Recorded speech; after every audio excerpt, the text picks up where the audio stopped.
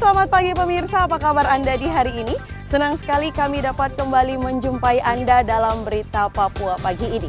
Bersama saya Cynthia Delima, sejumlah informasi penting dan menarik telah berhasil dihimpun tim redaksi dan akan kami hadirkan untuk Anda. Berikut 3 di antaranya.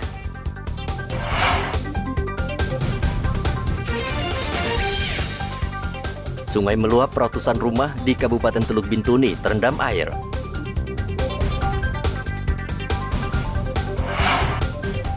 Dua nelayan hilang saat mencari ikan di perairan Mapia, Manokwari.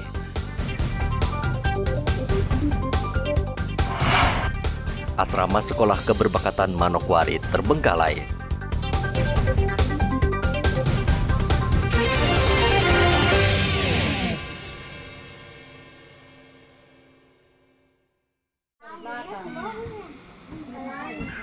Banjir melanda kampung Tembuni, Sibena, dan Stenkol, Kabupaten Teluk Bintuni. Ketinggian air mencapai 2 meter sehingga merendam rumah warga. Banjir disebabkan hujan deras yang turun sejak Rabu malam sehingga sungai Wasian meluap dan memasuki permukiman warga. Tim Basarnas diterjunkan ke lokasi untuk mengevakuasi warga, khususnya orang tua dan anak-anak. Sejauh ini tidak ada korban jiwa maupun yang terluka. Dapat kami laporkan terhadap banjir yang terjadi di Teluk Bintuni. Kita kerahkan satu tim untuk menuju lokasi tersebut karena di situ ada 3 desa yang terdampak. Mudah-mudahan airnya segera surut. Kita akan berusaha mengevakuasi warga-warga atau penduduk di situ yang memerlukan bantuan evakuasi. Kami dari Basarnas menurunkan satu tim untuk membantu tanggap darurat banjir yang terjadi di Teluk Bintuni. Saat ini sebagian warga terpaksa untuk sementara mengungsi ke lokasi yang lebih aman. Dinas terkait di Bintuni saat ini tengah berkoordinasi dengan instansi terkait untuk membantu warga yang terdampak serta mengantisipasi kemungkinan banjir susulan karena hujan deras diperkirakan masih akan turun. Edi Musahidin melaporkan dari Bintuni, Papua Barat. Nasib Ferry Marando dan Ebeb hingga berita ini disusun masih misteri sejak mereka dilaporkan hilang saat memancing di perairan Kampung Mapia, Manokwari. Pencarian terhadap kedua nelayan ini dilakukan sejak 7 Juli lalu oleh Basarnas Manokwari. Namun hingga saat ini belum ditemukan termasuk perahu yang digunakan. Tim SAR telah mengerahkan kapal Kumbakarna untuk mencari kedua nelayan. Basarnas Manokwari juga telah berkoordinasi dengan Basarnas Biak dan Sorong untuk memberikan informasi seputar pencarian. Kepala Basarnas Manokwari Iwayan Suyatna menghimbau nelayan berhati-hati karena saat ini cuaca sedang tidak baik. Dapat kami laporkan terhadap kecelakaan kapal 2 orang yang memancing di Pulauan Beras di perairan Mapia. Sampai saat ini memasuki hari ke-7. Tanda-tanda korban tidak dapat kita temukan. Sesuai dengan aturan akan kami usulkan untuk penutupan operasi SAR. Seluruh unsur yang terlibat kami mengucapkan terima kasih atas partisipasinya dalam pencarian dan pertolongan terhadap 2 orang yang hilang sampai saat ini. Kendati operasi pencarian terhadap 2 nelayan ini sudah dihentikan, tim SAR tetap memantau dan siap melakukan evakuasi bila kedua korban ditemukan. Edi Musahidin melaporkan dari Manokwari, Papua Barat.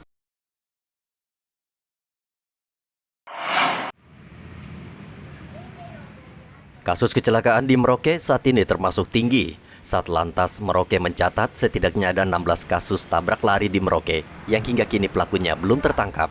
Kasat Lantas Polres Merauke AKP Dianovita mengatakan polisi terus memburu pelaku untuk meminta pertanggungjawaban dan sesuai aturan yang berlaku masa kedaluarsa kasus ini adalah 6 tahun sehingga pelaku akan tetap diproses secara hukum. Satuan Lalu Lintas menangani 16 kasus kecelakaan yang dimana pelakunya belum dapat kami temukan dan masih dalam proses lidik. Kita terbitkan sprint penyelidikan dan kita bekerja sama dengan Buser untuk menangkap pelakunya. Memang kadang-kadang agak sulit ketika pelaku itu lari atau keluar dari wilayah hukum Merauke. Rata-rata luka ringan sampai luka berat. Kalau untuk meninggal dunia nihil. Ada yang ditemukan itu pun berkat kerjasama daripada tim Buser kami dari Polres Merauke. Ya, besar harapan kami ya mungkin bagi masyarakat yang menjadi pelaku baiknya menyerahkan diri dan bekerja sama, dan kita mari membantu masyarakat atau yang menjadi korban sehingga korban itu dapat tertolong dengan kehadiran kita, ataupun kasus ini tidak menjadi tunggakan bagi kami Satuan Polres Merauke. Kita melihat masa kadaluarsanya apabila kasusnya cukup berat, yaitu sekitar 6 tahun, di atas 6 tahun baru bisa kita hapuskan atau kita hentikan penyelidikan. Tapi kalau mungkin kasus ringan ya cukup 1 tahun masa kadaluarsanya. Satlantas meminta korban dan keluarga bersabar karena polisi masih terus memantau perkembangan kasus ini hingga pelaku tertangkap dan diseret ke pengadilan. Muhammad Ridwan melaporkan dari Merauke, Papua.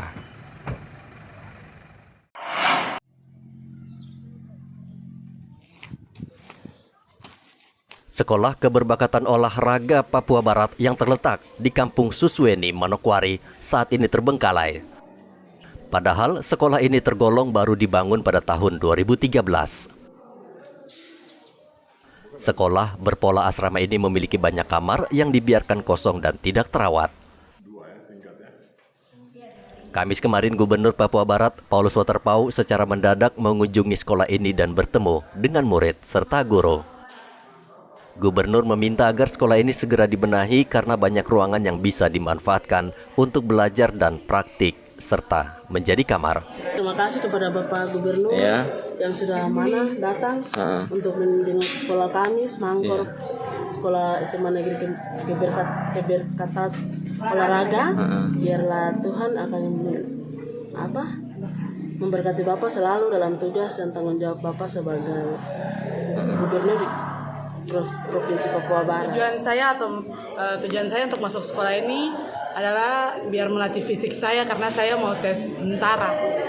Biar fisik saya semakin bagus, biar kalau tes tidak bagaimana begitu. Saat ini sekolah keberbakatan menampung 54 siswa dan untuk tahun ini sekolah menerima siswa baru sebanyak 24 orang. Rian Tonai melaporkan dari Manokwari, Papua Barat.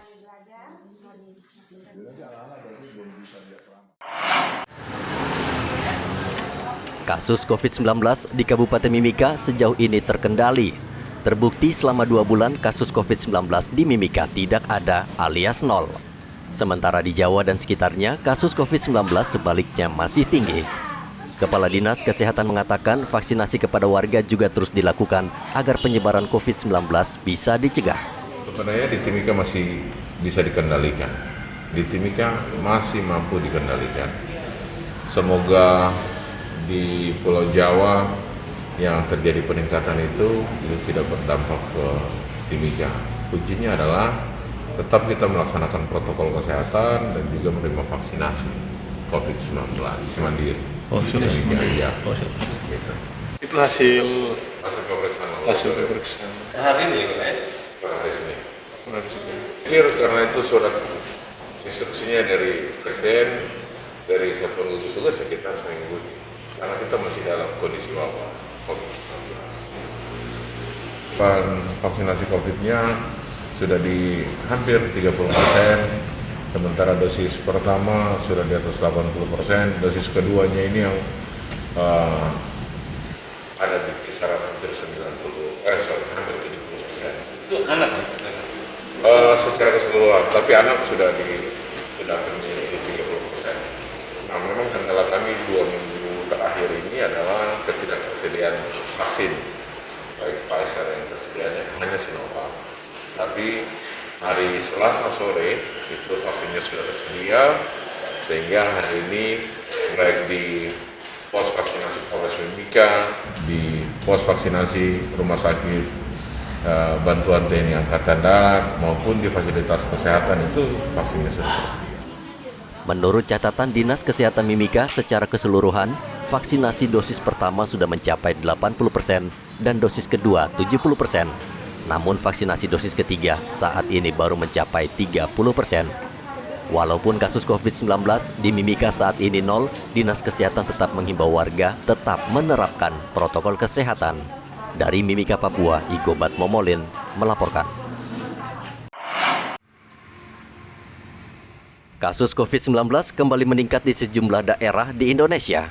Satgas COVID-19 meminta seluruh daerah meningkatkan kewaspadaan karena COVID-19 sewaktu-waktu bisa meledak kembali seperti tahun lalu. Sejauh ini kasus positif COVID-19 di Merauke masih terkendali. Kendati demikian, Dinas Kesehatan Merauke sudah mengantisipasi sejak awal dengan mempersiapkan sarana dan pendukung jika sewaktu-waktu dibutuhkan. Pola penanganan kita di tahun-tahun sebelumnya juga kan sudah kita lakukan, jadi tidak ada yang baru.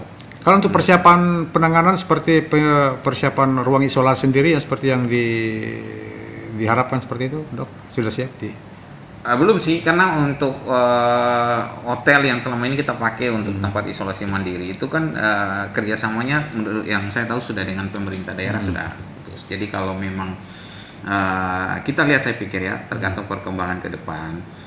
Kalau misalnya ada peningkatan kasus yang signifikan dan itu memerlukan tempat isolasi mandiri, ya mungkin kita akan kerjasama lagi gitu, atau pemerintah daerah akan kerjasama lagi dengan misalnya Hotel Akad untuk buka kembali tempat isolasi mandiri. Tapi saya pikir itu sangat tergantung dengan perkembangan situasi ke depan. Kalau sekarang Merauke, Dok, mereka yang terpapar sudah berapa? Ada berapa sekarang? Yang terbaru? Kemarin tambahan 2 lagi, 3 lah. 3 yang dalam dalam perawatan atau isolasi di rumah sakit ya, isolasi, Dok ya. Pas ini apakah pemeriksaan di bandara akan kembali diperketat seperti itu, Dok? Ya, kemarin teman-teman dari KKP ada koordinasikan karena terkait dengan syarat perjalanan itu kan, misalnya sekarang yang booster ketiga yang tidak antigen atau PCR. Kalau dia cuma 2 dosis itu harus antigen atau PCR atau Saat ini, Rumah Sakit di Merauke sudah mempersiapkan ruang isolasi bagi penderita COVID-19. Jika sewaktu terjadi peningkatan, diharapkan tidak ada lagi pasien yang tidak tertangani. Muhammad Ridwan melaporkan dari Merauke, Papua.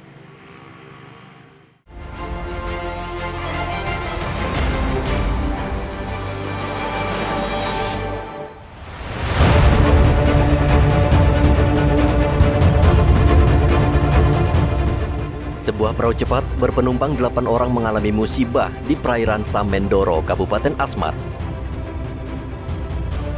Perahu yang bertolak dari distrik Primapun tujuan kampung Samendoro tenggelam dihantam gelombang laut tinggi.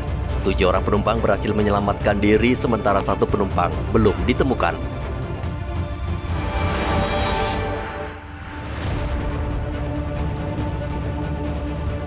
Tim SAR Sorong menghentikan pencarian terhadap 4 warga asal Kabupaten Raja Ampat yang dinyatakan hilang. Selama 7 hari, tim SAR menyusuri sekitar Laut Raja Ampat hingga meluas ke perairan GB, Maluku Utara. Namun keempat korban tidak juga ditemukan, termasuk perahu yang mereka gunakan.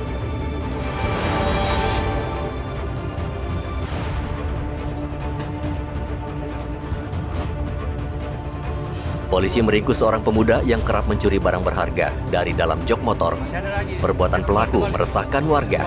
Dengan kelihayannya, pelaku bisa mencuri barang berharga milik korban dari dalam jok sepeda motor dalam hitungan detik.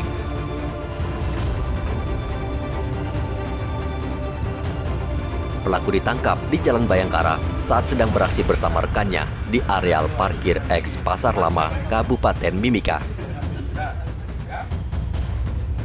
Dari tangan pelaku, polisi menyita sepeda motor, sejumlah uang tunai, pecahan 50 dan 100 ribu, 2 ponsel dan jaket. Pelaku terancam hukuman penjara 7 tahun.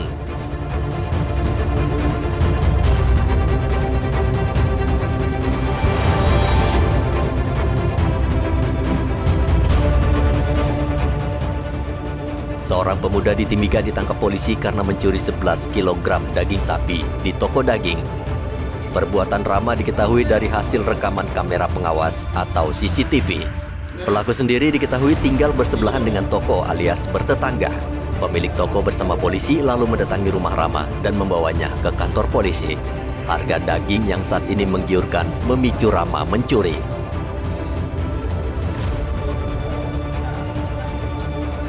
Di hari yang sama, seorang pemuda dibawa polisi ke Mapolsek karena menghancurkan perabotan rumah di Jalan Hetaubun. Marvel dijebloskan ke sel dan jika sudah sadar, ia akan dipulangkan dengan sejumlah syarat.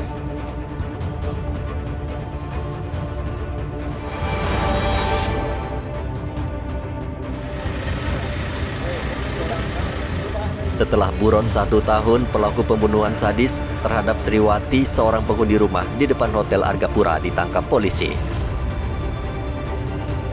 Pelaku mengakui awal masuk ke rumah korban untuk mencuri. Namun ia tiba-tiba kepergok korban, pelaku panik lalu nekat menghabisi nyawa korban dengan memukul bagian kepala menggunakan balok. Pelaku dijerat pasal pembunuhan berencana dan pencurian dengan ancaman hukuman penjara 20 tahun.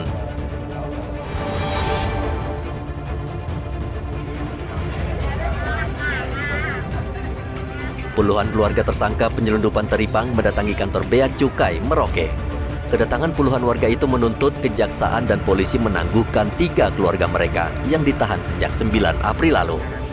Warga juga mengancam tidak akan membubarkan diri sebelum permintaan mereka dipenuhi. Polres dan Kejaksaan Merauke akhirnya menangguhkan 3 tahanan kasus penyelundupan teripang Senin kemarin.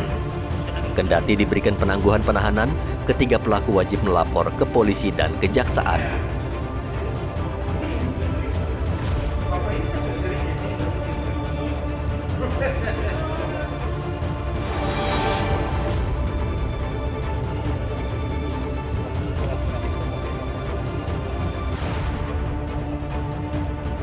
Ratusan pendukung Bupati Mamberamo Tengah berunjuk rasa di Mapolres Mamberamo Tengah. Pengunjuk rasa memblokade sejumlah ruas jalan utama, bahkan menyegel kantor bupati, serta meminta kegiatan ekonomi di pasar dihentikan.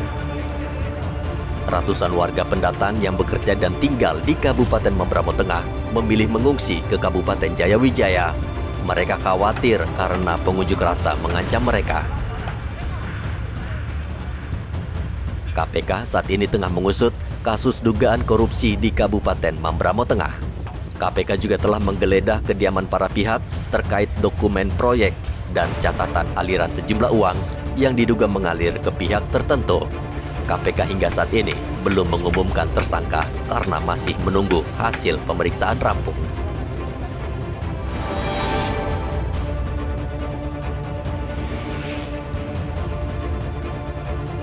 Tidak mau ikut antri saat membeli bahan bakar minyak, sebagian warga di Merauke memilih BBM yang dijual di pinggir jalan. Meski harga BBM Pertamax lebih mahal di Pertasop, warga tidak peduli karena mereka tidak mau membuang waktu berlama-lama di SPBU. Tidak heran, Pertasop di Jalan Sultan Syahrir ini ramai dikunjungi pembeli. Dalam sehari, pengelola Pertasop bisa menjual hingga 1.500 liter BBM. Antrean panjang Pertalite di SPBU Merauke sebenarnya bukan hal baru. Namun hingga saat ini, pemerintah daerah belum bisa memberikan solusi, padahal BBM merupakan komoditas vital agar perekonomian bisa berjalan dengan baik.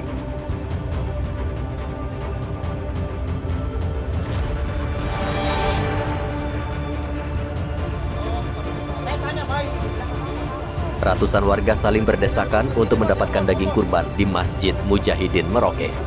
Bahkan sejumlah warga sudah datang sejak jam 8 pagi, padahal pembagian daging kurban baru dimulai pukul 1 siang. Masing-masing warga mendapatkan daging seberat 1 kg. Dalam perayaan Idul Kurban tahun ini, Masjid Mujahidin memotong 16 ekor sapi.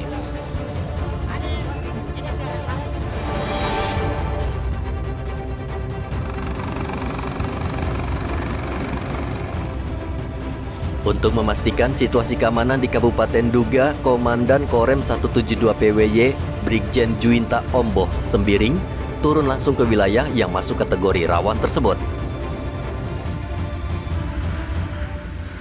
Dan Rem bertemu langsung dengan Bupati Duga, tokoh agama, adat, dan tokoh masyarakat. Kabupaten Duga adalah kabupaten yang rawan teror KKB bersama 5 kabupaten lain di Pegunungan Tengah Papua. Kelompok kriminal bersenjata kerap kali beraksi dan meneror penerbangan, bahkan menembaki sejumlah pos TNI Polri.